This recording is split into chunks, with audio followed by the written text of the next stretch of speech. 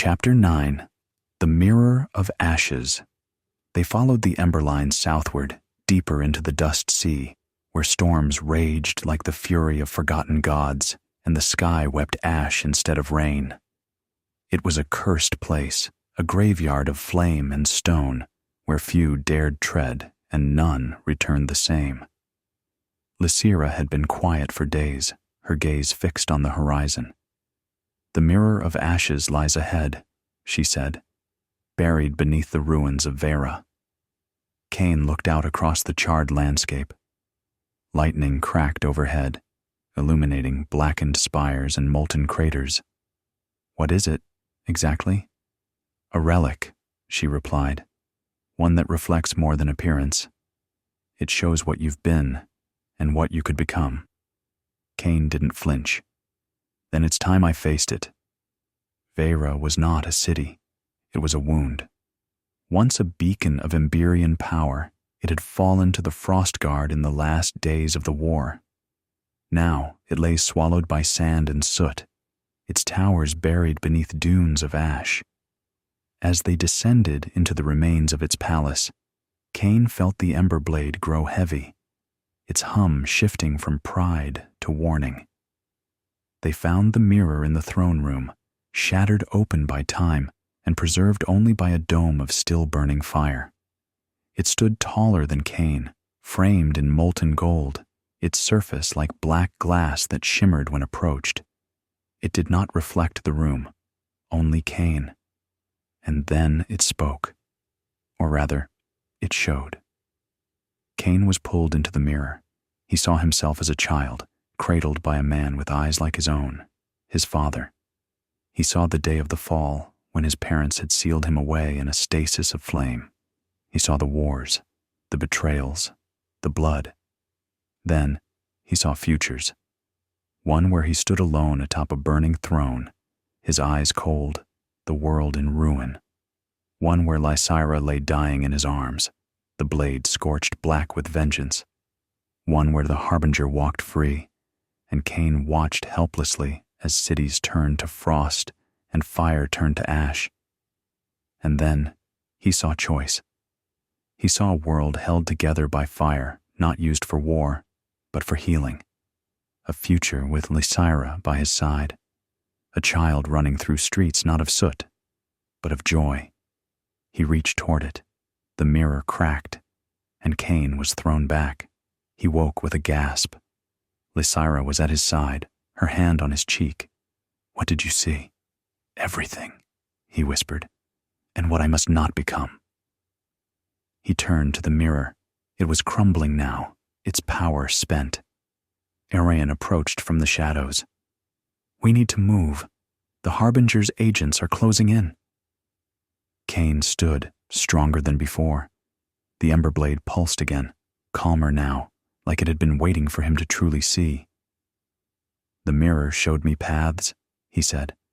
"Now I choose one." Thalara nodded. "Which?" "The one that doesn't burn the world." He looked to the north, where shadows gathered like a rising tide. "The Harbinger is waking." Chapter 10. Beneath the Emberlands. The night before they entered the deep, Cain stood alone on a ridge of stone above the Emberlands, the wind teasing the edges of his cloak. Below, red veins of heat lit the cracks of the world like a pulse under dying skin. The ember blade was warm at his back, not hot, not angry, just waiting. Thalara joined him in silence.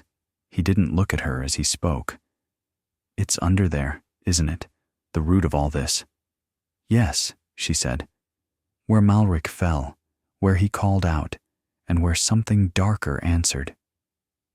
Cain closed his eyes. "Then we end it where it began." The entrance to the deep wasp tunnels was hidden beneath a hollowed mountain, once a fortress, now a husk. They descended through spirals of obsidian stairs, deeper than any ember line Cain had ever felt. The air thickened the farther they went, charged with old flame and older memory. The walls shimmered with runes. Cain paused to touch one. "I've seen this before," he whispered. In a dream, no. In a vision. My father wrote this. Lysira glanced over his shoulder. Guard the flame, fear the veil. Arian, ever watchful, stepped ahead with his echo hammer drawn. Whatever Malric called, it answered. We'll find it below. They reached the bottom after hours of descent. The chamber that greeted them was a cathedral of fire and bone. 12 pillars encircled a pit, each etched with names in flame script, flame-bearers long gone. And at the center, seated upon a throne of melted obsidian, was Malric, or what remained of him. He rose as they approached, not whole, not shattered, but twisted. His armor pulsed with dark fire. His eyes glowed not blue, but black, with the faintest edge of frostlight at their core. Shadows crawled from his back like wings. Cain stepped forward. I saw what you became. I saw how you fell. Malric's smile was slow, sad. Then you saw how close you are to me. Cain ignited the ember blade. We are nothing alike. No, Malric said, voice layered in echoes. But you carry the same fire and the same hunger. The fight erupted with no warning. Cain charged, his blade blazing. Malric's shadow arm struck first, clashing with Cain's flame in a burst of color that shattered stone. Lysira darted in with fire-laced daggers, each blow parried by Malric's unnatural grace. Arian flanked from behind, hammer cracking through summoned ice. They fought beneath the tombs of heroes, fire and frost lighting the darkness. Cain felt it building, the Harbinger's presence, watching, feeding. Malric laughed through blood and fury. You feel it, don't you? The void at the edge, it calls to you too. Cain roared. The ember blade flared gold, brighter than ever. He struck with everything, his pain, his purpose, his love. The blade found Malric's chest and drove through. The light exploded outward. When the dust settled, Malric was gone. Nothing left but scorched armor and a whisper. But the pit pulsed, the throne cracked, and beneath it, something stirred. Cain looked down into the abyss. A shape moved, a shadow without form. Lysira grabbed his arm. We have to go, now. Cain tore his gaze away and nodded.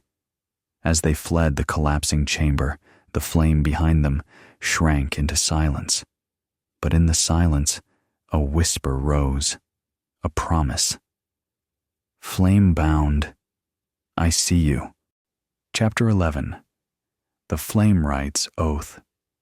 They emerged from the tunnels blackened by ash, hearts pounding with the knowledge of what lay beneath. The Harbinger had not fully risen, but the seal was broken. The world above did not yet know it, but time was running thin.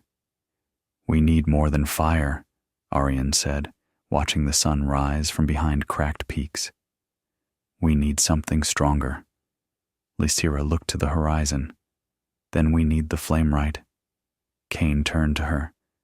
You mean he's real? She nodded. Older than Skyborn. He forged the Ember Blade. If anyone can rebind the veil and prepare the final flame, it's him. The journey to the Caldrith Peaks was unlike any Cain had taken. Lightning arced across sulphurous skies. Geysers of flame erupted from the ground. The mountains themselves glowed with deep inner heat, and nothing living dared stay for long. But Cain felt stronger here, more himself. The Ember Blade pulsed with each step, like it recognized the forge ahead. They found the flame right at the summit of Mount Cale, deep in a forge carved into the bones of the mountain. The chamber burned, not with destruction, but with discipline. Every flame was shaped, every ember controlled. At its heart, an ancient figure worked an anvil of blackstone, his body etched with molten scars. He did not look up. So the last of the flame bearers comes to kneel? Cain stepped forward. I've come to finish what they began. The Flameright finally looked at him. His eyes were twin forges, burning not with heat, but judgment. You carry the Ember Blade. he said. But do you carry the weight? Cain didn't answer. He only drew the blade and laid it on the anvil. Then enter the crucible, the Flamewright said. The crucible was not a room. It was a trial. Cain stepped into a circle of runes and flame. At once, fire surged around him, wrapping his body in heat and memory. The flames peeled back every layer, his fear, his pride, his doubt. He saw every mistake he'd made, every life he hadn't saved. He saw his mother's face as she let him go. He saw the harbingers rise, should he fail. Then he saw Thalara standing over his broken form, weeping. No, Cain whispered. I won't let that be my end. He embraced the flame. The crucible erupted. When the fire faded, Cain stood changed. The ember mark had spread across his chest, glowing with new light. His eyes flickered gold, and when he raised the ember blade, it blazed with a resonance not seen in generations. Runes carved themselves into its edge, names of those who had borne it before. The Flamewright nodded. It is done. The blade is whole, and so are you. He handed Cain a small, glowing sigil, shaped like a rising phoenix. This will awaken the final anchors across the realms, but be warned, the Harbinger will feel it, and he will come. Cain took it. I'm counting on it. As they descended the mountain, thunder cracked across the sky. The veil was thinning. The final war was coming. And Cain, flame-bound, reforged, and ready, would meet it with fire. Chapter 12. The Frost Gate Breach. The wind over the Frost Gate carried more than snow. It carried fear. Cain stood at the edge of a cliff overlooking the once great citadel, now cracked and hollowed. Frostgate had long stood as a barrier between the Emberlands and the north, its towers etched with flame-bearer sigils, its walls reinforced with ember steel and veil-woven stone. Now it was breached. Smoke rose from the shattered outer gates. Blue fire danced along the ruins. Frostguard banners, tattered but defiant, snapped in the wind. They broke through, Arian said, voice grim. No resistance, no survivors. Cain's jaw tightened. They didn't breach it to conquer. They needed something inside. Thalara narrowed her eyes. A gate anchor. The final seals to the veil. There were 3. One had shattered at the heart of ice. Another they'd sealed at the crater. This was the last. If it fell, the Harbinger would walk free. They entered the ruins at dusk. Emberlight flickered through the snowdrifts, painting ghostly shapes across the walls. The streets were silent, but not dead. Whispers hung in the air, veil-born echoes that danced just beyond hearing. Cain followed them. He led the group through the crumbling corridors of the central tower. At its heart stood the Veil Gate, a ring of floating stone bound by light and locked runes. It pulsed weakly, bleeding shadow. The Harbinger's magic had touched it. Cain stepped forward, drawing the phoenix sigil from his cloak. The gate hissed. The shadows writhed. A scream cut the air. From the arch emerged a frost beast, a creature of bones and armor, taller than a warhorse, its claws dripping with black ice. Behind it came more, veil-spawned horrors half seen, half remembered. Cain shouted, "Hold the gate!" The battle exploded. Arian charged with his echo hammer, shattering the first beast in a wave of light.